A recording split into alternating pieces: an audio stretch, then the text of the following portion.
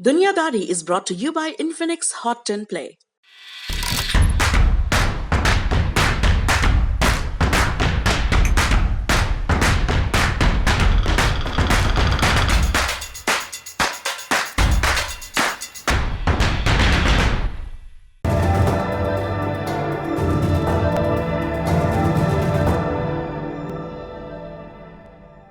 नमस्ते, मेरा नाम सौरभ द्विवेदी है और आप अंतर्राष्ट्रीय खबरों का हमारा कार्यक्रम दुनियादारी देख रहे हैं। आज हमारा फोकस दुनियादारी में किन बिंदुओं पर होगा, पहले इस पर बात करते हैं, फिर विस्तार में जाएंगे। पहला, कोरोना की वैक्सीन के प्रभाव पर एक स्टडी पब्लिश हुई है। इसमें वैक्सीन को लेकर चल रही कई भ्रांतियों को तोड़ा गया है।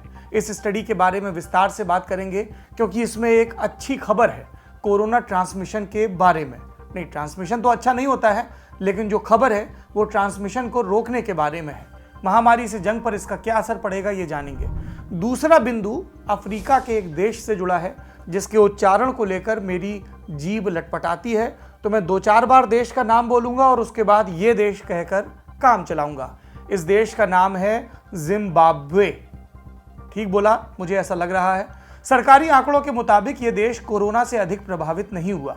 भले इस देश में कोरोना काबू में है, लेकिन बाहरी दुनिया में मची हलचल से यहाँ के अमीर परेशान हैं क्योंकि उनकी मेडिकल टूरिज्म की चाह को झटका लगा है और इस मेडिकल टूरिज्म की चाह का भारत से भी एक कनेक्शन है।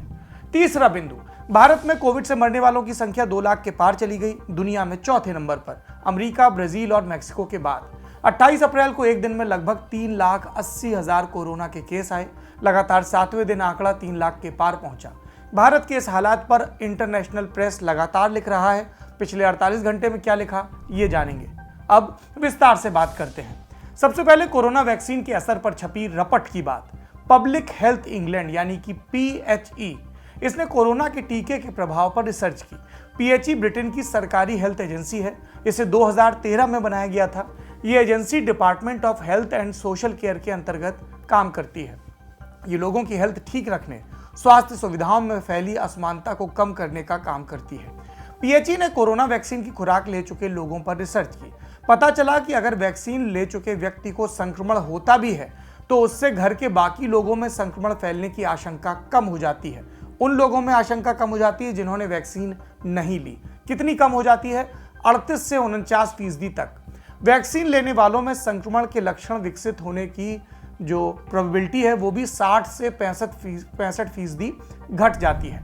हम जानते हैं कि इंग्लैंड जून महीने में लॉकडाउन से जुड़े सभी प्रतिबंध हटाने की तैयारी कर रहा है और उसका ये कदम वैक्सीन की सफलता पर निर्भर करता है। और वैक्सीन को सफल कब माना जाएगा? जब आंकड़े इसकी पुष्टि करें। अब जब रिसर्च इस बात की पुष्टि कर रहा है कि वैक्सीन का असर दिख रहा है तो सरकार प्रतिबंध में ढील देने की योजना पर आगे बढ़ सकती है। इसका दूसरा फायदा ये होगा कि कोरोना वैक्सीन को लेकर जिन कुछ लोगों में हिचक है वो दूर हो जाएगी। ब्रिटेन के हेल्थ सेक्रेटरी मैट हैनकॉक, उन्होंने रिसर्च को उत्साहजनक बताया और कहा कि आंकड़े बताते हैं कि वैक्सीन खतरनाक वायरस को रोकने में पूरी तरह सक्षम है। अब ये स्टडी कितने लोगों पर की गई जिसके आधार पर ब्रिटेन का पॉलिटिकल एस्टेब्लिशमेंट इतना उत्साहित दिख रहा है? इसमें 24,000 परिवारों के 57,000 सदस्यों को शामिल किया गया। इस स्टडी में शामिल इन लोगों के ऊपर या तो फाइजर का टीका लगाया गया या एस्ट्राजेनेका का। हम जानते हैं कि एस्ट्राजेनेका वैक्सीन का भारतीय वर्जन कोविशील्ड है। भारत में 1 मई से 18 साल से अधिक उम्र के लोगों को वैक्सीन लगाने की तैयारी पर बात हो रही है। हालांकि वैक्सीन की उपलब्धता को लेकर भी लगातार संकट बना है। इस बारे में आपको ज्यादा जानना हो तो आप पिछले दिन का ललन टॉप शो जरूर देखें। एक अपडेट ये भी है कि भारत में रोजाना 3 लाख से ज्यादा संक्रमण आ रहे हैं। ऐसे में हमारे देश की भी आखिरी उम्मीद वैक्सीनेशन पर टिकी है। PHE की रिसर्च भारत के लिए भी सुखद संकेत है।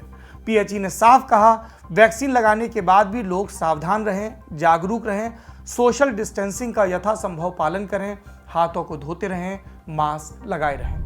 ब्रिटेन से अब चलते हैं अफ्रीका की तरफ। अफ्रीकी महाद्वीप का देश जिम्बाब्वे। अभी तक यहाँ कोरोना के 38,191 मामले आए और 1,565 लोगों की मौत हुई। लेकिन जनवरी 2021 में संक्रमण के मामले अचानक बढ़े। 20 जनवरी को यहाँ के विदेश मंत्री सिबुसिसो मोयो की मौत ने सबको हिलाकर रख दिया। इससे पहले और भी 3 कैबिनेट मिनिस्टर कोरोना की वजह से मर चुके थे। जब जनवरी में संक्रमण की रफ्तार तेज हुई तो उसके बाद क्या हुआ? सरकार को चौकन्ना होना था, लेकिन सरकार लापरवाह बनी रही और फिर आंकड़ों में कमी दिखने लगी। लोगों को लगा स्थिति काबू में है, लेकिन स्वतंत्र ऑब्जर्वर कह रहे हैं कि कम टेस्टिंग की वजह से और खराब हेल्थ सिस्टम की वजह से कोरोना का ये कर्व नीचे आता दिख रहा है। कोरोना कम होता दिख रहा है आंकड़ों में, लेकिन मौत में कमी नहीं आई है। और जिम्बाब्वे में मौत की एक बड़ी वजह है कैंसर।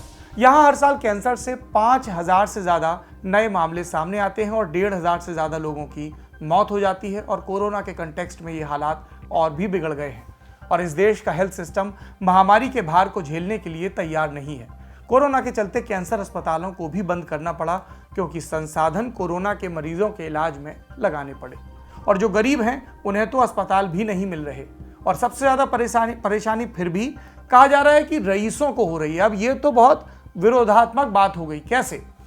रईसों के पास पैसे की कोई कमी नहीं है, लेकिन वो अपना इलाज अपने देश में करवाना नहीं चाहते। उन्हें अपने देश के अस्पतालों पर भरोसा नहीं है। कोरोना महामारी आने से पहले ये रईस मेडिकल टूरिज्म पर जाते थे, इलाज के लिए विदेशी दौरा उनकी पहली पसंद होते थे भारत, सिंगापुर और साउथ अफ्रीका। 2019 में जिम्बाब्वे के पूर्व राष्ट्रपति रॉबर्ट मुगाबे की कैंसर से मृत्यु हुई। उस वक्त वो सिंगापुर के ग्लेन ईगल्स हॉस्पिटल में अपना इलाज करवा रहे थे। ये अस्पताल जिम्बाब्वे के बहुतेरे अमीर मरीजों का सपना माना जाता है। आंकड़ों की बात करें तो जिम्बाब्वे के लोगों ने पिछले 10 साल में मेडिकल टूरिज्म पर लगभग 30,000 करोड़ रुपए खर्च किए हैं। इसमें से एक बड़ी रकम भारत में भी आई है।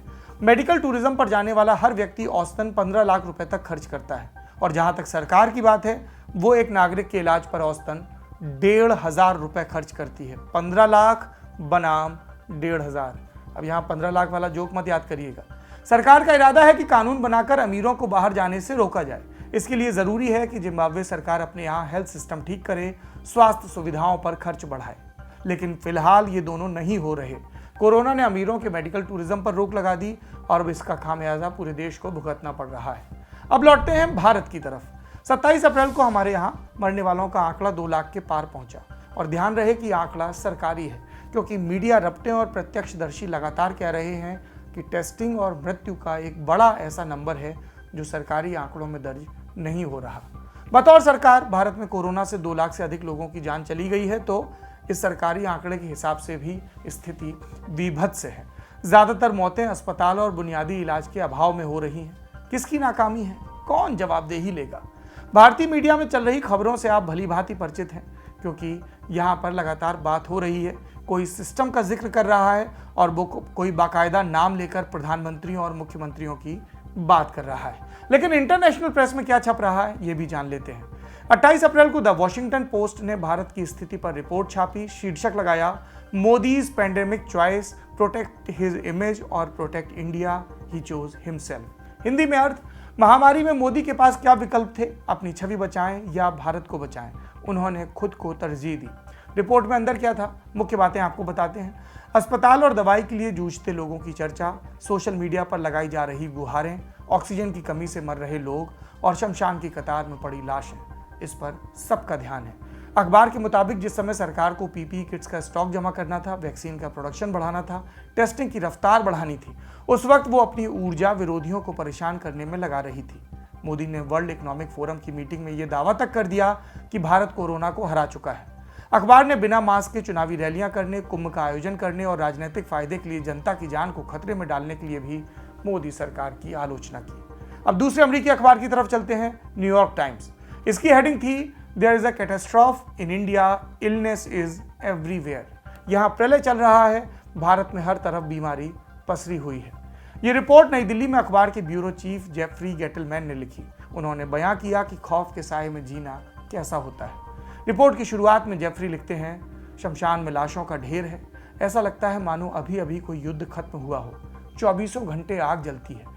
कई जगहों पर एक साथ दर्जनों लाशों को जलाया जा रहा है और रात में दिल्ली के कई इलाकों में आसमान चमकने लगता है। हर तरफ व्याधि और मृत्यु का साम्राज्य है। अमेरिका के बाद अब ब्रिटेन के अखबार द गार्जियन की बात करते हैं। 28 अप्रैल को यहाँ पर अरुंधति रॉय ने, जो अपने उग्र वामपंथी विचारों के लिए जानी जाती हैं और लगातार नरेंद्र मोदी और भाजपा और दक्षिणपंथी संगठनों के खिलाफ लिखती रहती हैं, उन्होंने लिखा है कि we are witnessing a crime against humanity, यानी कि हम मानवता के खिलाफ हो रहे अपराध के गवाह बनकर रह गए हैं। इसके अलावा बीबीसी ने भी भारत के हालात को हॉरर स्टोरी का नाम दिया और अस्पतालों और शमशानों पर बढ़ रहे बोझ को विस्तार से कवर किया।